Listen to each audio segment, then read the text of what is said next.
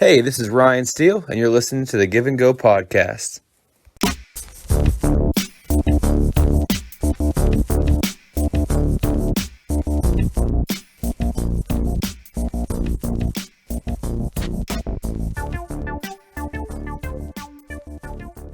Hey, welcome back to the Give and Go basketball podcast.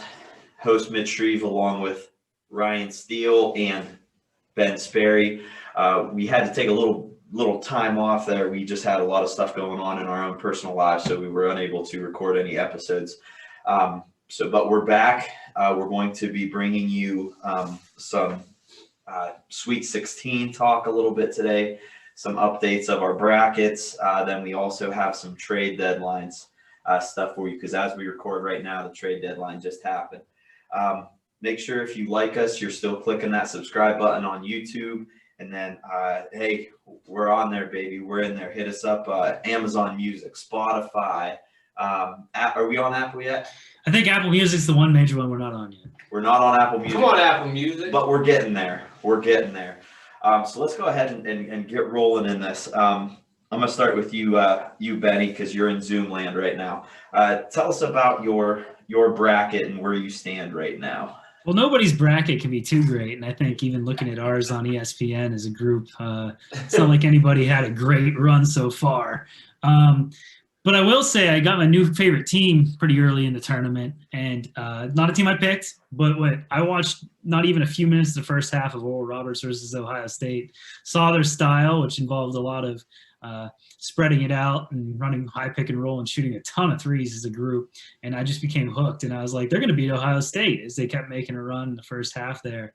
And not only did they get Ohio State, but then I was hardcore locked in for the second game. And, they got another win there in another spectacular fashion. They won a ton of close games in a row now, even dating back to the conference tournament. So I've got my team. I got my two guys, O'Banner and Asmus. And that's the magic of college basketball. So that's my team right now. Ryan, how's your bracket? Not my bracket. My bracket's awful. I think I might have three teams in my original Elite Eight left in the tournament. It's bad. But, I agree with Ben. Banner and Asmus for Oral Roberts. They got two legit studs there. Asmus, quick, good guard, can shoot it, can dribble, handle it. Banner to me is the difference maker. A big that can post you up if you're smaller, take you out on the perimeter, hit threes, knock down clutch free throws. They're legit, and those two at least. I still do think they got an uphill battle now every game, and it's going to be tough for them to finish off. I think, me and Benny talked about earlier when we were off air, the Pac-12 has kind of been super surprising to me. A conference that's kind of been, down the last few years. You got teams like Oregon who's finally healthy now, and you see what they can be with all of these athletes, all these wings that can drive. They made Iowa look bad. You almost put 100 on a team, and Iowa's a good program. Oregon is legit. And then, you still got some of your powers left. You got Baylor out there, Michigan, Gonzaga. I still think you could see all three in a Final Four potentially. Mm-hmm. What was the most impressive team to you? Because I thought USC's beatdown of Kansas was maybe the most impressive performance so far. I think Gonzaga's been ho-hum impressive. Almost what we thought they would be impressive, taking care of business. USC, shockingly to me, I didn't think they would have won their first two games. But, a complete beatdown of a Big 12 Kansas team. Most impressive, Oral Roberts kind of. You beat Ohio State team that I think it was 17 or 18% of America picked to have in the Final Four. You go out there and you beat a Florida team who was playing really, really well. They were playing really good ball. Oral Roberts has been super impressive. And a shout out to, we all talked about the night they played, Abilene Christian, the night they knocked off Texas in the opening round. We were all on a text chat together, and their defense was swarming everywhere. You're playing a matchup zone, and nobody can get a shot off. Guys were just locked up all over the court. Well, my thing with Abilene Christian is, they only scored 53 points. Right. All They're offensively challenged for sure. Yes. And there's probably a reason why they lost in the next round. Yes, and that's why. But when your defense was that spectacular and you hold a Texas team to 52 points. And that's a very good Texas team. I've watched them throughout the year. They're really good. Yes. So my big team that has kind of surprised me and I'm impressed with is Syracuse. So Buddy Boeheim shooting them things. And that's Buddy Boeheim is just shooting lights out in this tournament, as he should. I think, everybody knows. But you take down – I'm looking at the scores right now. So you take down a number 6 seed, San Diego State, and you beat them by 16. And then your next game, you come back and beat a defensively powerhouse West Virginia team, and you beat them. I mean, you're on a roll. And I'm honestly glad you brought that up, because this seems like almost an annual trend with a Syracuse team that's like a 9 or a 10 or an 11 seed, and they win 2, 3. Maybe they get to the Sweet 16 or the Elite 8 or something every few years. And I was trying in my head, like, how does this happen? I watched these teams throughout the year. I watched them through their conference schedule, and they're not that good. But I think there's something to you not seeing a team all year. It's one thing if you play in the ACC when they used to be in the Big East, and you see that 2-3 twice a year, and you know how to beat it, and you know how they play it, and you know how long their wings are, and you come with a game plan to beat it. But when you have one day, or maybe 12 hours to prepare for a Syracuse team in a tournament, I think that zone gives you issues, and then obviously you have a shot maker like Buddy Boeheim, and that's all it takes is one night not being able to beat that zone, and you're done. And that's actually a cool point. And I want to kind of buttress it with, like, even when we coach high school basketball, the teams that are often good year to year are the teams that have like a set identity. And like coaching longevity often comes with that, right? Like they know what they're going to run, they know how to play defense the way they want to play it, and that travels in a way. And like you're saying, so it comes tournament time. If you saw this team all year, maybe you wouldn't be impressed with them, but they don't need to know how to beat your offense because they're going to play the same defense regardless of what you're running against them. So they can come into that game and be more prepared for you perhaps than you are for them. And I think that's worked in their favor.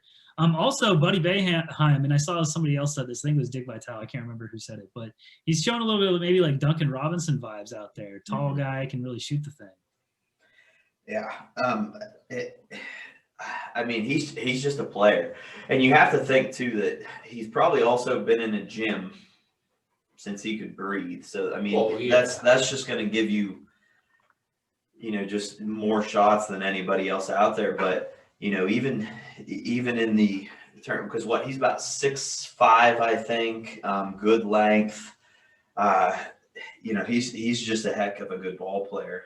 And then I also I have to mention this team too, because we brought them up last week, but Loyola Chicago is back.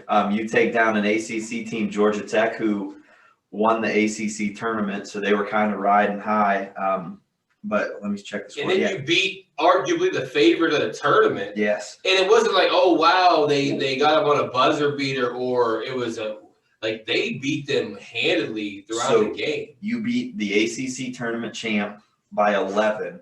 The best Big Ten team. And then you turn around and beat, one of the top teams in the nation, Illinois. You beat them by 13 and hold them to under 60 points in the meet. I mean, that's just. Hey, can we talk about Krutwig for a second? Yeah.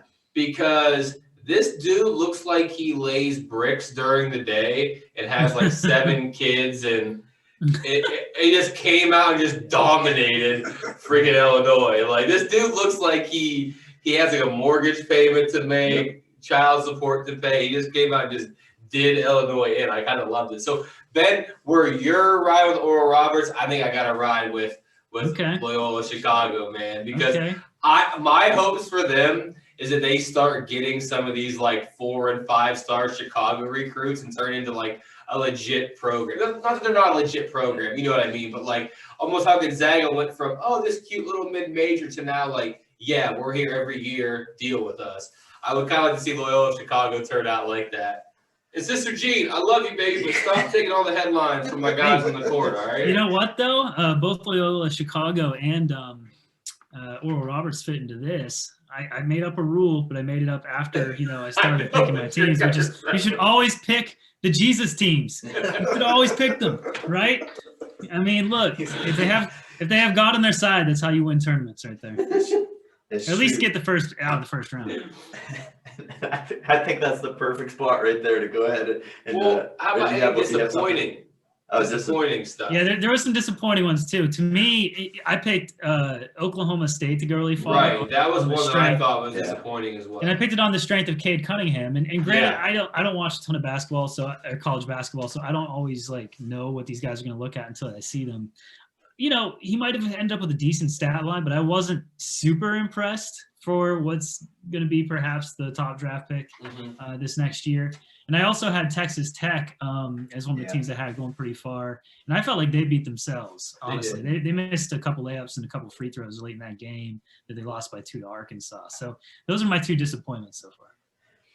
Yeah, I mean, Oklahoma State to me and Cade Cunningham. And that's why it's tough to judge a player off of 1 game sample size. And I know we were talking a week ago and you were like, maybe we talk about some guys whose, draft stock is going up because of the tournament. And I'm not sure how much this tournament really helps or hurts guys' draft stock. I mean, it's such random 40-minute. Yeah. We have all this huge sample size of a dude's 2-3 year career. We're going to boil it down to 25 minutes of on court time. It's tough to judge somebody else. Right. And not only that, but the NBA's become so good at scouting, or maybe not. I think it's right. You don't have to make the tournament for the NBA to know who you are, man. Right. Where they're going on your potential and that kind of stuff. Length sometimes you miss still. Right. Sometimes you miss still, but they, for the most part, know what they're trying to get even. Right. And it has to do more with talent and potential than it does with production at the college level. And I think fans of the show are probably waiting for this one. My disappointment is obviously the North Carolina Tar Heels, though I have to admit, though, it didn't surprise me because that's kind of been their struggle all year. If they play a team that starts getting hot and shooting lights out and they can't answer, it usually doesn't go good for them because if they weren't shooting well on a particular night, they had a hard time getting their bigs going. And I think that's what they just ran into. They ran into a Wisconsin team who came out and just started draining threes and they couldn't answer. I'm not going to lie, I didn't watch a ton of Wisconsin this year, almost none. Mm-hmm. But the guys in the halftime show are saying, wow, this is the best Wisconsin's played all year. And just honestly, Carolina played terrible defense, but sometimes in a tournament, man, you just run into that. It's just how it goes. Yeah. I mean, that's the difference between college and the NBA, at least in terms of its playoffs, right? You have 1 game, and 1 game, anything can happen versus a 6-game or a 7-game playoff series where the better team's usually going to win. Yeah. One last thought: any bold predictions for the next couple rounds here? I'm staying out of the prediction game. I stink, so I got no prediction. That doesn't mean it's not fun to make them. My bold prediction is I got Oral Roberts winning 1 more game before they finally run out on the Cinderella story. I think they have a good shot against Arkansas. They played pretty well earlier this year, at least through 3/4 of the game. I still have Gonzaga winning the whole thing, but my I guess if I had to make a bold prediction, I'm gonna say Syracuse continues to because they have a Houston team who plays in a little bit weaker of a conference, so they might be able to step up. If Buddy Boeheim stays hot, they might be able to advance a little bit further. I think they have the best shot out of anybody higher than an 8 seed, let's say, to make it to the Final Four and beyond. That's my 2 cents worth. My bold prediction is Krutwig leads Loyola Chicago to the championship, becomes the first overall draft pick, works construction during the day, and plays NBA at night. Boom. And there you have it. You hear it here first on the Give and Go Basketball Podcast. Hey, we're going to take our first break. We'll be right back, and we'll be discussing some NBA trade deadline. This is the Give and Go Basketball Podcast. Stick around. Thanks for listening to the Give and Go Basketball Podcast. Welcome back to the Give and Go Basketball Podcast. Ryan Steele, Ben Sperry, Mitch Shreve. So as we sit right now, the trade deadline just ended tonight. Some of the bigger deals that I'm looking at here, Oladipo to the Heat. Aaron Gordon leaves Orlando, heads to the Nuggets. The Clippers and the Hawks kind of swap Rondo and Lou Williams. Pelicans get rid of Redick. Vucevic goes to the Bulls. And then I think one name on everybody's mind, Kyle Lowry stays put in Toronto. Aldridge gets a buyout in San Antonio. So maybe not a huge blockbuster tonight, but some pretty big deals, and some things are probably going to affect some teams going down the wire here. So Benny, give us your thoughts. Actually, I started with you last round. Let's start with Ryan on this one. Ryan, give us your thoughts. Initially, I didn't see the Orlando fire sale coming. And I'm just so used to Orlando being an 8 seed every year, winning their first game and then losing 4 straight. Yeah. I just thought that was what the plan was, but they sell basically their 2 best players. Probably the 3 best. They're 3, yeah, they're right. They're 3 best players. Vucevic has been there for a long time, and it looks like the Chicago Bulls they're saying, okay, maybe this year, let's go get up in the playoffs and do something. I know you, Benny, we can talk about this right now, that Nuggets deal to get Aaron Gordon to a Nuggets team that was pretty close to getting to the finals last year. What are your thoughts there? Well, so I think this is a good move for them.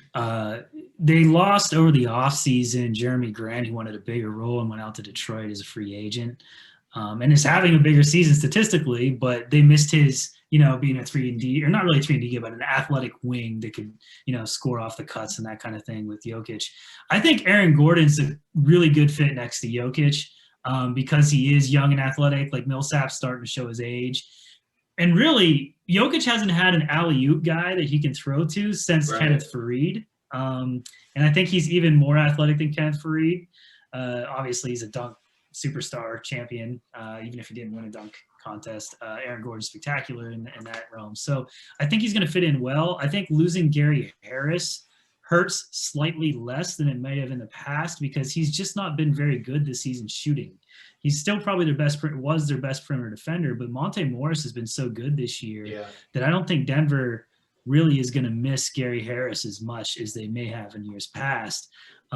They may still be a little thin defensively. We'll see if Aaron Gordon can contribute like a really good defensive player when it comes playoff time. I also don't know if he has that much playoff experience, but I think Denver has a real chance to go deep into the playoffs with this unit. And I really look forward to it because I'm a big Jokic fan. And I like the lineup kind of tweaks you can do now that you got Aaron Gordon. You can play him at the 4. Mm-hmm. I mean, he can play the 3 and the 4, but if you want to go a little bit smaller around Jokic, I mean, you could put him at the 4, and you're not really getting much of a difference there between him and Millsap. I kind of like that. And like you said, now you have Aaron Gordon at the 4. You got more targets for Jokic to hit because he's such a willing passer. I think that was a big one. My other one out west that I was, that made a lot of sense to me was Norm Powell to the Blazers. Gary Trent had been having a good season. I'm not going to knock him, but you get a chance to get one of the best perimeter shooters this year in basketball, a guy who's a very good defender on the wing. And that's something that Portland's they've needed that for years now because Lillard, to his credit, being such a good offensive player, he's not a great defender. McCollum's not a great defender. Now you get into a playoff series and Norm Powell can take that responsibility off their shoulders, and he's going to get more wide open shots than he's ever seen in his life. So they're definitely all in on the 3-point revolution with the 3 guys that can shoot at an extremely high volume and extremely high percentages. That they can be dangerous. So just like last year, I mean, they ended up getting into the playoffs with a late season run, including the play-in tournament or whatever you want to call it. And now I think they're just as dangerous, especially when Nurkic is healthy, to win literally against anybody if those 3 guys are hot, right? If Lillard gets hot or McCollum gets hot, they can literally win games for you by themselves. And then, that means you have 2 games to go if one of each wins 1 game. You know what I'm saying? So they're dangerous even if they're not the better team in any NBA playoff series. You're good. Well, I mean, I think the biggest player as far as name-wise and kind of status that we didn't see go was Kyle Lowry. Yeah. I thought we all, that was kind of the big one of the day was, oh, wow, Lowry's going to go somewhere to a contender. Where's he going to be? Sixers, Lakers, Heat. And I think you just saw that teams weren't willing to give up, I don't want to say minimal players, but players who aren't on a level with Kyle Lowry to get a 35-year-old point guard who's not in his prime anymore. I mean, the Heat wouldn't part with Hero. The Lakers wouldn't part with Horton Tucker. Philly wouldn't budge off a deal, and they went out and get George Hill. I think it was the right move for all three teams, honestly. Yeah. I mean, I think the Heat to mortgage your future for a few months of Kyle Lowry just didn't seem wise. And the Lakers, like me and Ben were talking about earlier, does he really give you that much more than a Dennis Schroeder, who's younger, quicker? Maybe doesn't have the playoff chops that Lowry has, but does he give you that much more to give up these things? I didn't think so. So when we kind of talked about this earlier in our group text and stuff, and that was going to be my question is, I don't know if I want to say this but the three bigger names on the trade deadline market were like a Lowry, Drummond, Aldridge. And is that the reason why they didn't go? Is a lot of teams didn't want to part ways with younger guys to get older guys with higher contracts. Right. I think it's fit and style too, though. Yes. A guy like Drummond, that player is almost a dinosaur. And not that he's a dinosaur as far as age, but the only inside center who's bad at free throws and is a good interior defender but can't switch on pick and rolls and guard point guards that well. Is that a guy that really you need today to win a championship? Not really. 15 years ago, oh my gosh, Drummond would have been the hottest player on the market at this trade deadline. But I just feel like a guy like that doesn't go for much anymore. Yeah, I do think for the veteran bigs that like Drummond, like Blake Griffin a few weeks ago, like Aldridge, just the market for them is a little dry right now. I think in the case of Lowry, it's not so much the market was dry for him as they just asked too much. I think Toronto thought that they could still get like a superstar or perennial all-star type haul for a guy that, isn't having the most efficient season of his career, and he is 34, 35 years old. So, I mean, and not only that, but he's not the biggest guy in the world, and he relies on quickness, and you got to wonder if he's a chunky midget. I mean, we got to wonder if he has a whole lot left in the tank. I mean, he probably would help a contender this season, but beyond that, you really kind of wonder. So a lot of these teams didn't want to give up future assets to get him, and I think that actually makes sense. Another move, a couple that I was intrigued by was, so Lowry doesn't go. The Sixers get their deal done for the point guard they wanted. They get George Hill. The Heat don't part ways with Hero. They only offer really Precious Achiuwa and Duncan Robinson to the Raptors. That's not enough for the Raptors. The Heat stand pat. They don't give anything more up. And they go out and trade Olynyk and Avery Bradley for Victor Oladipo. I think if you're the Heat and you turn basically Olynyk and basically an empty roster spot because Bradley hasn't played in a long time into Oladipo, I mean, that's a pretty good move. I mean, we'll see obviously how he fits with the Heat culture and the way they play.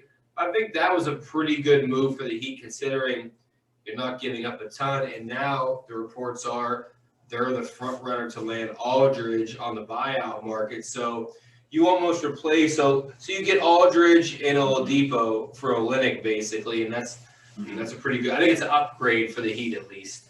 Yeah, and I think that helps them as they enter a playoff run. We kind of mentioned Chicago. Looks like they're pushing to make a playoff run with Vucevic. Right. But even want to talk about that for a second. Did you think the haul that Orlando received for Vucevic was surprising? I think a lot of it depends on what you think of Vucevic. Is he a superstar? or is he just a guy that was putting up big stats on a bad team? So I've heard recently from people that I respect basketball mind-wise that they thought Vucevic was good, but not as good as some of the numbers would say that he's a looter and a riot. But I disagree. He's a heat killer. I've seen him so many times just, be unstoppable. Pick and pop game, post up game, pick and roll game, offensive rebound, putback. I mean, on the offensive end, he's a legit, top 10 big offensively. And then if you're Chicago, I mean, look, you're getting off the books on Otto Porter's deal. That's a good thing. You're basically giving up Wendell Carter, who we don't know if he'd ever even materialize to be as good as Vucevic. And yeah, you're giving up 2 first-rounders, but at some point, if you're going to be legit, you can't just keep taking young player. They seem to have a good young guard in Kobe White. They have a good young guard in Zach LaVine, and now they add a big man to that. And now they added Tice towards the end of the deadline too. So you've got more serious veterans now to add to what for Chicago's seen in the last 3 years, just young teams. Yeah. And we've seen throughout history it's tough to win when you don't have any veterans there, man. LaVine has to me solidified himself as becoming just a guy who was out to get numbers, and now it seems to be contributing more to winning. I think Billy Donovan going there helped him too, but I kind of like that deal. I mean, yeah, it was a little much for Vucevic maybe, but I really like that deal for them going forward. Yeah. And then the last team that was involved in the fire sale, the Celtics getting Evan Fournier. Do you think that's a good move for them? I mean, it makes it so now they got 3 wings that can really create and score. They still got Kemba. They gave up Tice, but ended up bringing back a Mo Wagner. That might be another guy that can maybe stretch the floor a little bit as a big. But it looks like they're going all in on maybe medium ball with all these big guards that can maybe guard a little bit bigger positions if they have to. Yeah. Puzzling to me a little bit. They haven't been the team they were the last few years this year. Maybe a slump after a playoff run. I mean, I love Jaylen Brown. I love Tatum.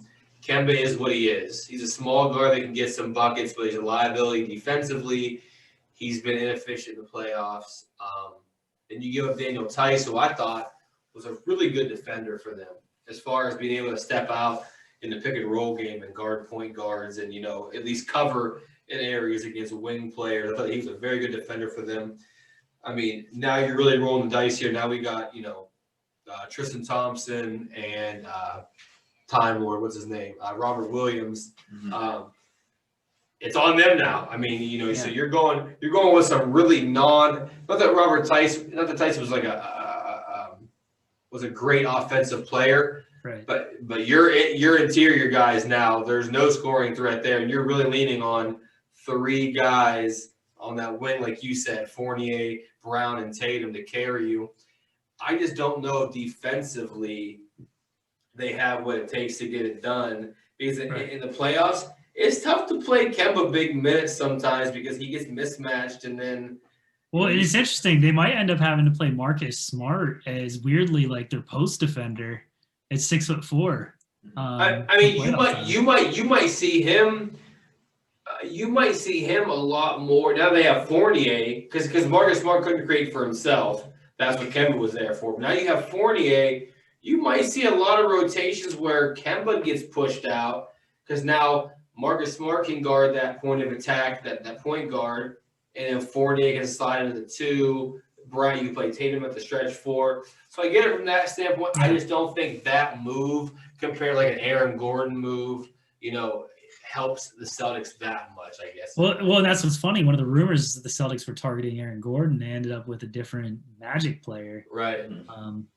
We'll see what happens. I don't know if it makes the Celtics a significant bump for them or not. But who do you think made the best move of the day in terms of improving? Oh man, you just stole my thunder. Who is it? I was just going to go impromptu lightning round. Best move of the day? Who made the best move of the day? That was going to be my question. So, Ben, you asked the question, but I just wanted to go. I got a few answers. Lightning round. Jokingly, Lou Williams got the best deal of the day because now he can eat Magic City wings whenever he wants to with Jack Harlow. He goes home to Atlanta, and he'll feel comfortable there at Magic City. Rondo goes to the Clippers. I think the non-moves might have been my take for best moves. I think the Heat not giving up Hero and Robinson, the great value Splash Brothers. I think them not being sold for a few months of college was a big move, almost bigger than just getting Oladipo. And I think Norman Powell, in all seriousness, I think now this is like, wow, Norman Powell pushes them to a title, but I think that makes them a more serious playoff out than they have been previously. I want to point out a low-key move, and that's J.J. Redick to the Mavs, who almost gave up too much shooting in the offseason because they lost Seth Curry, who was actually kind of important for them. I don't know if J.J. has everything left in the tank. He's having a really down year after a couple really, really good years in a row. But if he returns to form as a shooter with Luka, giving him a lot of opportunities, that could be big for Dallas. But I think the best overall move, and this is a big if because we got to see how it pans out, but if Aaron Gordon ends up being what he could be for the Nuggets, that could be something that pushes them over the top. And a Western Conference that's kind of wide open with the Lakers being hurt at their top two positions, and nobody else really standing out to the point that you think they're heavy favorites. If LeBron and AD aren't healthy for the playoffs, I think the West is wide open. Wide open, agreed. Well, and that was going to be my point, and my pick for the best move of the day was Gordon to the Nuggets, just because I believe Ben, you posted on our Facebook page the other day, can the Nuggets hold on to take the West, or was it you that posted that? Well, it was about the Jazz because Jazz, yeah. So I'm getting tired. I don't know, but yeah. Anyways, with the West wide open, I think Gordon boosts that team. So. Well, I'm also glad you brought that up because that's a team like the Jazz who kind of stood by. They did. They stayed pat. They must figure they got what they need, and there's no reason to think they don't. In a way, right? Like they're still the number one. Right, because I mean, unless you're adding a star to their team and messing up the chemistry, what really do they add? I mean, they have their point guard, they have their backup point guard, they got their bigs, they got their wings, they got shooters. They got Joe Ingles having one of the nastiest shooting seasons of all time. And most people right. So it's like where do they go out and feel like, okay, who do we get rid of to get better? I feel they shouldn't have made a move and they didn't, obviously, because why would you? So I just haven't made that noise in a while, so I wanted to do it again. But who was the biggest loser of the day, or who didn't make the best move, or who didn't make any move at all when they should have? Let's put it that way. Or who made a move and got busted? I don't know. Any way you want to look at it. Well, I think some people were surprised the Lakers didn't try to go get somebody. There's some Lakers fans that are a little worried, I think, looking at the injuries, looking at the situation, and maybe even at full strength, they might not be as good as some of the teams surrounding them in the standings. So, they might end up getting somebody in the buyout market. Drummond is one of the rumored destinations for him is the LA. But, the Lakers might need to make a move if LeBron and AD aren't healthy. But even if they are, I mean, are they better right now, in your opinion, than the Jazz, the Suns, the Clippers, the Nuggets, even Portland with the move that they made? I don't know if I'd say loser, but I think if you're Toronto and you really knew that Lowry was gone basically at the end of the season and you had a chance to get something for him, I think you probably could have pulled the trigger. But in a way, I'm happy he got to sit there and finish his last year out. But I think they could have probably pulled the trigger just to get something for him. Mm-hmm. And then I guess the Nets are pretty set, but I'm surprised none of the top tier teams like in the East. I mean, I guess the Sixers did go get George Hill, but not too many splashy. I think teams are kind of content with what they had, in the top there. Yeah, I'm struggling. I'm going back and forth between this one, whether it is the Lakers for you have a hurt LeBron, a hurt AD, and you really didn't go out to try to get anybody to help that lineup out. Like you said, Ben, if they do get into the playoffs and you're without both of those or just without one of them, you didn't. Yeah, but the tough thing with the Lakers is when you have We just got shifted a little bit. Yeah, so you can see him down here. He was moving. when you have a team that's built like that with discounted guys, guys on low contracts, it's hard to go out and make a deal when you don't have the numbers to match contracts. You can't just say, hey, I have this guy that we pay $900,000. Let me take this guy from you that gets paid $10 million. It doesn't work like that. And I think the Lakers, as long as they're healthy, it doesn't matter if they're a 5 or a 6. Yeah, that's true. Yeah, that's true. Yeah, it's going to be a crappy matchup that they'd rather play an 8 seed in the first round, obviously. But, if you have LeBron and AD and they're healthy, put me anywhere in the top 8. I do not care who, we're facing. Let's just be healthy. Yeah, so, yeah. I mean, I guess the question would be, if you're the Lakers, who are you really going to go get? Yeah. Who's going to hold you down? No player, unless it's a star, is going to hold you down without LeBron and AD. So yeah, I guess well, that and then my other one, I mean, I guess I should be used to this kind of thing, but I think the Magic really, we stated this earlier, they arguably got rid of their 3 best players, top tier players, whatever you want to call them. Yeah, they became a G League team. Yeah, and if you are looking to rebuild, whatever you're looking to do, you normally want to keep at least one guy around that's going to help carry the load a little bit or build around, unless they just want to totally revamp. So those were my. I think they're blowing it up and trying again. I think the Magic made sense as far as Vucevic is getting older. Mm-hmm. Aaron Gordon had been not disgruntled, but he had been, eyeing other destinations in free agency anyway. Mm-hmm. And then Fournier, he's cool. He's just a guy, though. I mean, he's a good offensive player, but you can find another Evan Fournier. I don't think he was that important. But I think, like Ben said, they're just strictly blowing it up, and they're going to go an entirely different direction. They're going to be young for the next few years. So, and or me here, I might have made the bad call because I pulled the Ben Sperry of the week, confusing the roster of the Nuggets and the Jazz compared to Avery Johnson coaching at Bama Hey, this year. The reasoning was wrong, but Alabama's still in the tournament. So. It's true, they are. Good point.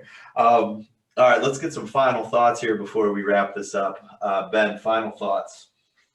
I think my bold prediction for the NBA at this point is, with the LeBron injury, with the Embiid injury, and with the Nuggets picking up the Aaron Gordon, I expect Jokic to be the new favorite for MVP going forward in the season. Like it. Ryan, final thoughts? I'm just interested to see how this playoff race goes. In the East, it looks like your top 3 seeds are pretty much there, but then 4 through 8 is kind of a log jam.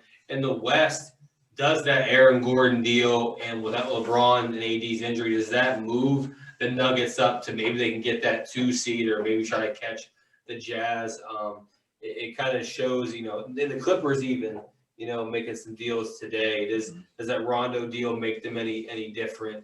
The playoff race to me now is what interests me. And then as far as the NCAA tournament, man, I'm rooting for chaos. So I just hope to see more of some of this chaos and fun basketball. So yeah, I would like to see some more Syracuse, Oral Roberts, Loyola Chicago. I would like to see more of those victories from those guys. But hey, if you like our stuff, again, continue to click that subscribe button on YouTube. Hit that thumbs up on YouTube too. Like it helps us a lot. Yeah, like us out, like us on everything, like us on Facebook. Continue to follow us. Don't be afraid to email us, the give and go 3@gmail.com. Again, hey, we're on just about every streaming service you can think of or imagine. So make sure you're listening to us on that. We're back. We're going to be pushing out more content, hopefully by the end of this week and next week. So continue following us and liking us. This is the Give and Go Basketball Podcast. We'll see you next time. I'm Ben Sperry, and this was the Give and Go Basketball Podcast.